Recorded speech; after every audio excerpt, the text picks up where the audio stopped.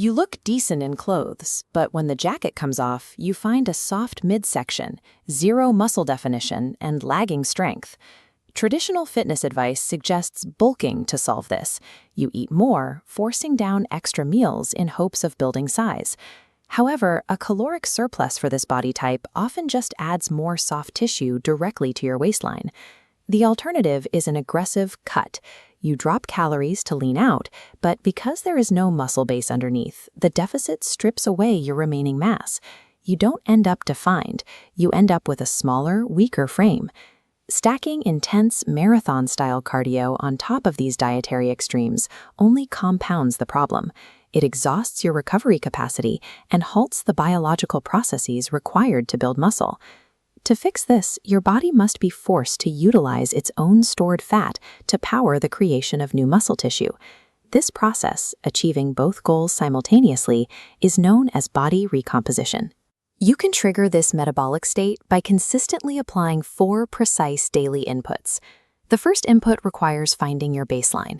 Use an online calculator to determine your total daily energy expenditure, or TDEE. This is the amount of energy your body burns to maintain its current weight. This chart shows your TDEE baseline. To trigger fat loss without losing muscle, slice 15% off the top. That highlighted zone is your daily caloric target. Avoid the temptation to drop calories further. A massive deficit signals the body to prioritize survival, shutting down the energy-intensive process of synthesizing new muscle. Log your intake into a tracking app every day to hit this specific number. This removes the guesswork that usually keeps skinny fat individuals stuck in cycles of overeating or under-recovering. This slight deficit forces the body to tap into stored fat for energy, while still providing enough resources to fuel muscle growth. The second input is your daily protein floor. This is the physical material required to protect and build your muscle tissue. The math is simple.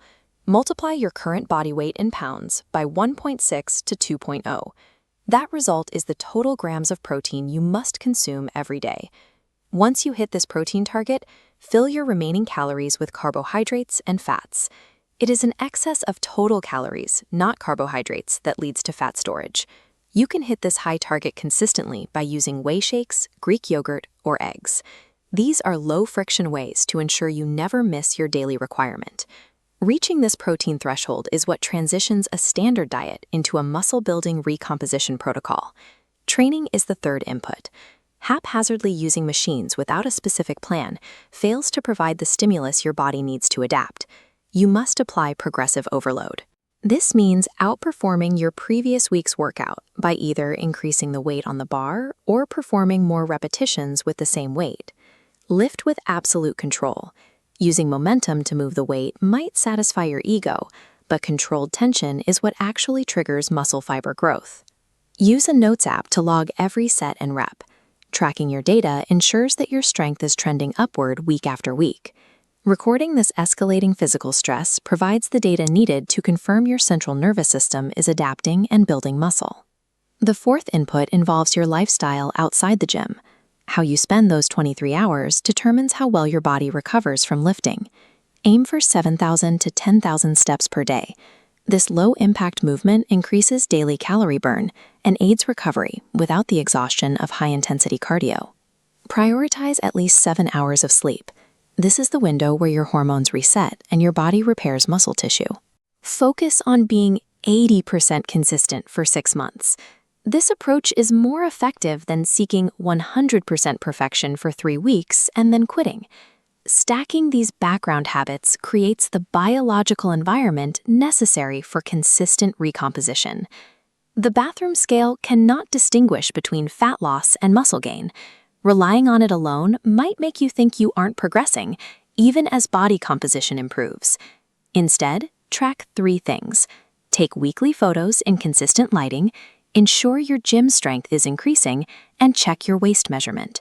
If your strength goes up while your waist stays the same or gets smaller, recomposition is happening, regardless of the total weight on the scale. Most people fail because they expect the results of a 6-month process to appear in the first 3 weeks. This timeline shows what to actually expect. In Phase 1, 4 weeks in, you'll notice increased strength. By month 3, Phase 2 brings obvious visual changes in the mirror. After 6 months, Phase 3 reveals a dense, athletic frame. The metabolic requirements for this transition are established. The only remaining variable is execution. Calculate your TDEE today and begin.